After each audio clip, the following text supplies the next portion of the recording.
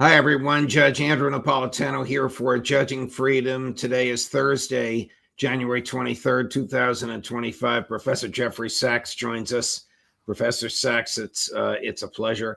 I want to talk to you at some length on the relationship of Donald Trump and Vladimir Putin and the relationship of Donald Trump and Benjamin Netanyahu. But first, a surprise, something you and I have discussed at length in the past has just popped up. I'd like you to tell me what you think of this. Lastly, sir, we have an executive order ordering the declassification of files relating to the assassinations of President John F. Kennedy, Senator Robert F. Kennedy, and Reverend Dr. Martin Luther King Jr. That's a big one, huh? A lot of people are waiting for this for years, for decades.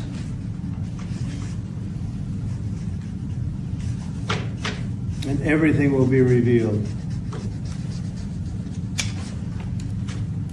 Okay? Give that to RFK Jr. Yes, sir. I wonder if he's right that everything will be revealed, or if these files have been denuded by now, Professor Sachs. Well, this is an impressive and important step. Let's see what's there. The fact that there are still files that have been kept secret on JFK's assassination 62 years later is a sign that there are insiders until today worried about what the remaining files show. We know that President Trump wanted to release these files several years ago in his first term. And at that point, his CIA director, Mike Pompeo, said no, they shouldn't be released. Well, we don't know what was destroyed, if anything, between then and now, but we're going to see something new, I believe, for the millions and millions of people that have looked at this, wondered about this, studied this, examined this over many decades. There are so many deep inconsistencies in the official narrative. The whole Warren Commission has turned out essentially to be an utterly phony and contrived activity. For the fewer, but many who have studied RFK's assassination, absolutely shocking evidence was excluded from consideration. Right. So we will probably learn something important, and I think it's notable what we just saw. Now let's see what gets released. I think people forget that on the Warren Commission was a future president of the United States, Gerald Ford. Indeed. And the chief counsel was a future United States senator for many years from Pennsylvania, Arlen Specter. Who was the author of the so-called magic bullet theory, which is one of the weirdest and most absurd and tragic parts of the whole Warren Commission, because the forensics pointed to a conspiracy to multiple shooters. The commission had to ignore huge amounts of forensic evidence, including the number of shots fired and so forth, to reach the conclusion that it did. And Arlen Specter played a role in that particular issue. Right.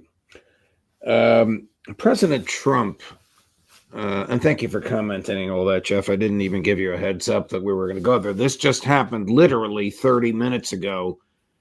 Chris caught the video and informed me of it. I didn't even know it, that he had actually signed this and made comment that all will come out. How I hope he's right, but I fear that the people in whose hands Mike Pompeo reposed these files for safekeeping have destroyed portions of it. Well, maybe I'm wrong. We'll see what happens. President Trump recently was harshly critical of President Putin, saying he's ruining Russia.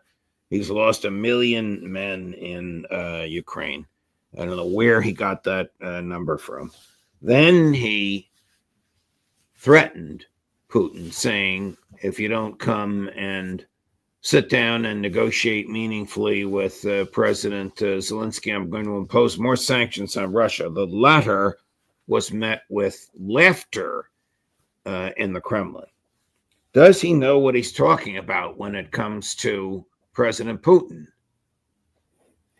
Well, we don't. We never know exactly. How could you know? You can't get in his head. That's part of the art of all of this, isn't it? We have no idea. But what is probably true, bottom line, is that this war is coming to an end. And the reason I say it is that it seems to me inconceivable that Donald Trump and the Republican Congress would vote more military support for Ukraine after everything that's been said, after every statement that's been made. And without that, this war is ending. Ukraine cannot continue the war.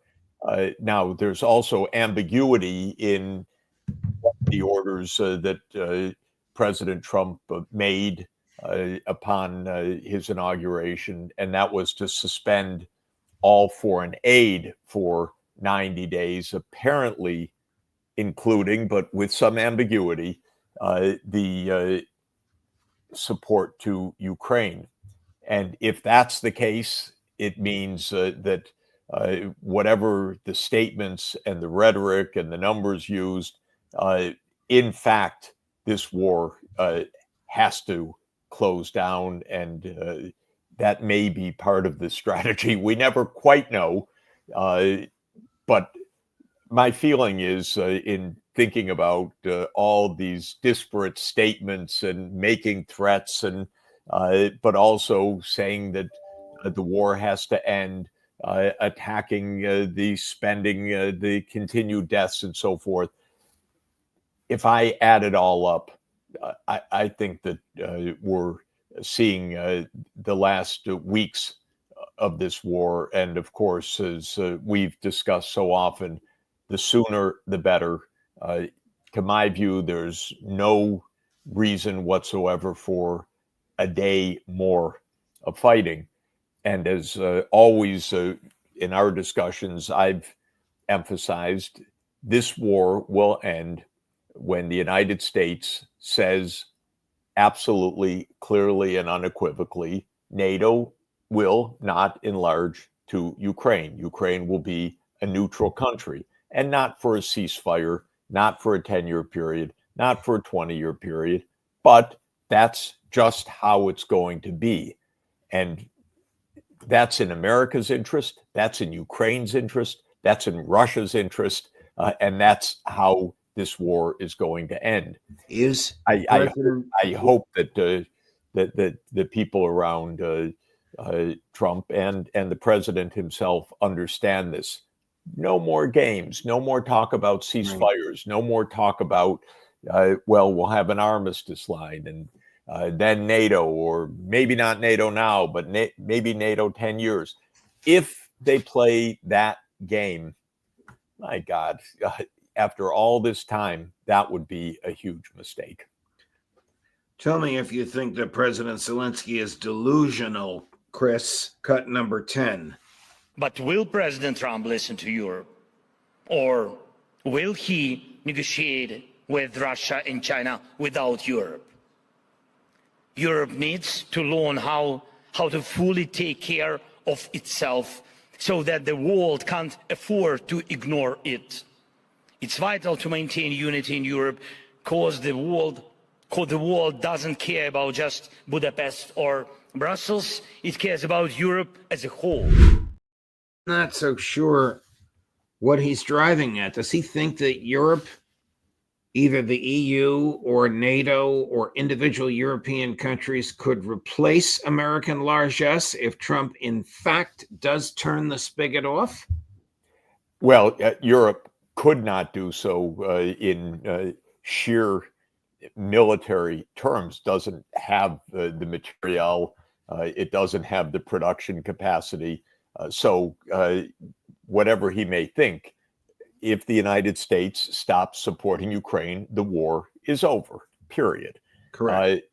What he says, by the way, about Europe having a foreign policy, I agree with. It's been a huge shock and disappointment to me that as the Biden administration pursued its completely failed approach in Ukraine, which was continued war, nobody in Europe stood up and said, this doesn't work. It took Trump coming to the presidency to bring this to an end because Biden and the Biden administration was such a failure. But the war could have ended had Europe had a foreign policy. So on this, I happen to agree with Zelensky. He's delusional about a lot of things, or desperate. Let's put it that way. He would desperately like the United States to be directly fighting this war. Great way to have World War III. No, thank you, President Zelensky.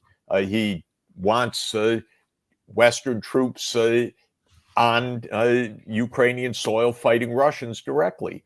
That's delusional. That's absolutely tantamount to global war. So yes, he's got a lot of desperation.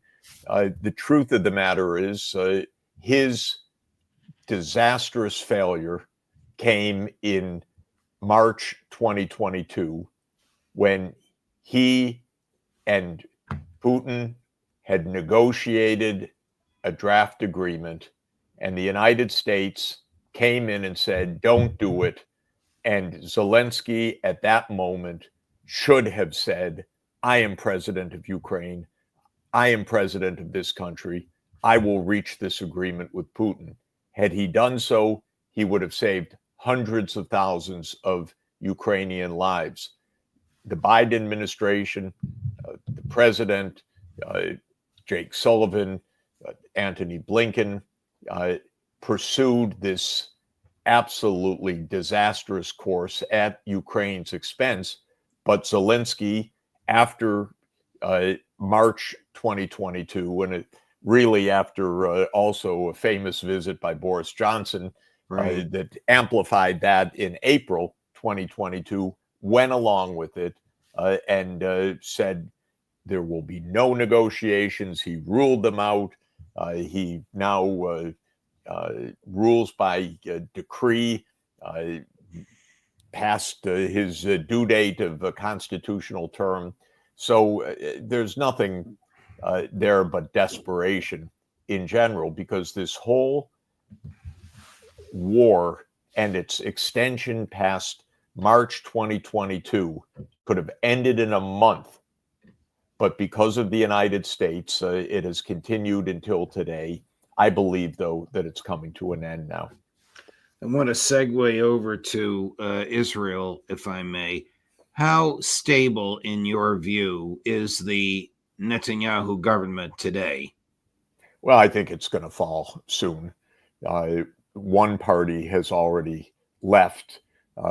There are two extremist parties, utterly extremist, extremist to the genocidal intent level of extremism. One of them left upon the signing of the ceasefire, saying, "I'll come back if the war starts again." The other threatens to leave if the second stage of the ceasefire goes forward, and is expecting Netanyahu to return to war. But I think what's going to happen is that President Trump is basically going to say no. Just like in Ukraine, we are not funding, backing, or going to be complicit in the collapse of this agreement. We want actually this problem to be ended. That's my guess, actually. It's right. A little bit more of a stretch because of course, the weight of the pro-Israel politics in Washington. Right. But I don't think Trump wants this bloodshed to continue, and as somehow in the interest of his administration, when he wants to do a lot of other things. And so my feeling is that the reason that the reaction of the zealots, Ben-Gvir and Smotrich, Ben-Gvir having left the coalition, Smotrich conditionally remaining, but only on the condition that the ceasefire break down, they understand that this is also an end game for this war. And I don't think it's going to continue. And I don't know. I'm really speculating, but I don't think Trump wants this kind of war on his watch. And that's why when he sent Steve Witkoff, his friend and business partner and now negotiator, and said, put your foot down, get this ceasefire, and tell him, no nonsense, there will be a ceasefire before I become president. It worked. And I think the Netanyahu legitimacy is over. There's lots of talk in Israel that this has been a horrific debacle. Several IDF, Israeli Defense Forces, senior officials have recently resigned over the debacle, but implicitly that's pointing at the responsibility of the boss, and that's Netanyahu. So I don't see him having a long shelf life as prime minister. Here's someone incoming into the administration who's very, though I think she's Catholic, is a very, very strident Zionist. I think you will appreciate the sentiments articulated by Senator Van Hollen as he's interrogating Representative Elise Stefanik. But when she answers yes to, it is cringeworthy. Cut number 16. I asked you in my office also about whether Palestinians have the right of self-determination. My understanding was you said yes. Do you have a different answer today? That was not the direct question that we discussed. I said the Palestinian people... You believe that Palestinians have the right of self-determination? I believe the Palestinian people deserve so much better than the failures that they've had from terrorist leadership. It's just a pretty simple question. And I believe we need peace in the region. Of course they deserve human rights. So... I want to ensure that, number one, we bring the hostages home. So do all of us. Representative Stefanik, let me just ask you. I have 30 seconds left. I'm rarely surprised by answers in my office, but I did ask you whether you subscribe to the views of Finance Minister Smotrich. Of who? I'm sorry, Smotrich. This is the Israeli Finance Minister Smotrich and the former National Security Minister Ben-Gvir, who believe that Israel has a biblical right to the entire West Bank. And in that conversation, you told me that, yes, you shared that view. Is that your view today? Yes. Okay. I think when it comes to this very difficult issue, if the president is going to succeed at bringing peace and stability to the Middle East, we're going to have to look at the UN Security Council resolutions, not just the ones on Lebanon, which we should enforce, but other UN Security Council resolutions. And it's going to be very difficult to achieve that if you continue to hold the view that you just expressed, which is a view that was not held by the founders of the State of Israel, who were secular Zionists, not religious Zionists. Thank you, Mr. Chairman. I think Senator Van Hollen has got a good handle on things, but how she can enter office with that biblical religious view animating her is beyond me. Well, I'll say one thing. The U.S. ambassador to the United Nations does not make policy. The U.S. ambassador to the UN represents U.S. policy. So as surprising as that answer is, I don't think it is determinative of what is ahead. It's a pretty shocking answer, by the way. rather shocking. But the fact of the matter is, President Trump will, let me put it a different way. The entire world, other than the United States and Israel, believes in the two-state solution. This, I think, is really the bottom line that everybody should understand. The Arab League countries, the Organization of Islamic Cooperation, which is 57 Muslim majority countries, the G20, the BRICS countries, the UN General Assembly by more than 170 countries, the International Court of Justice. Everybody believes in the two-state solution except this radical government in Israel. And even though the United States government under Biden would murmur in the way that Blinken used to do, we believe in the two-state solution. The U.S. also supposedly does as well. In other words, there is global near unanimity other than extremists in Israel.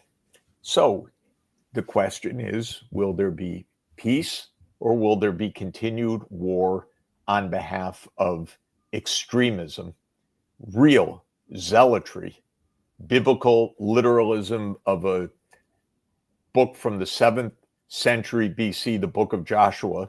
Right. Is that what defines our current war or peace? Well, maybe for individuals, yes. But I'm telling you, for the entire world community, for all the countries around the world, but Israel's government, the answer is no. We can't operate in a world safely that way. That's just a world of war, making such an assertion that we don't care if there are millions of people who suffer, if they die, if they get pushed out, if they're ethnically cleansed, if they live under Israeli rule. We don't care. That's the zealot position. That's, I don't know whether Stefanik understands that or not, whether she cares. Frankly, it's not going to be at her level where such decisions are made. President Trump is going to have to ask, do we want peace? What about the relations with Saudi Arabia? What about the relations with the Arab world? The Saudis, for example, very important foreign policy partner of the United States, extremely important, says, yes, there can even be normalization with Israel, but based on two states. That is based on there being a state of Palestine as well as a state of Israel. And that includes the West Bank. I hope Congresswoman Stefanik understands. So this is a question. Will the U.S. sever its diplomatic relations with the rest of the world on behalf of the assertion of the two religious extremists in Israel? I don't know. I doubt it. I think Trump is going to say, are you kidding? We're going to have peace. We're going to have peace the way the whole world wants. Right. That's at least what I would recommend. Otherwise, he'll just, his whole term will get eaten up by all of these wars. It's the job of the American president to stop all of this. We're funding the wars. We're arming the wars. We got to stop it. Jeff, keep recommending it, because you never know when a speech that you give is going to be captured by the President of the United States and used to change American foreign policy and maybe change the history of the world. And I cannot think of a more deserving and intellectually honest and personally courageous person than my friend Jeff Sachs to have been that individual. You don't have to reply to that, and I have to run. I love you, Jeff. Thank you very much. Great for your to be time. with you. Thanks so much. It's the middle of night where you are now, but thank you so much. All the best. We'll see you again next week. We'll see you next week. You got it. Bye. Bye. A great human being. Coming up at 4:30 this afternoon, Colonel Douglas McGregor, Judge Napolitano for Judging Freedom.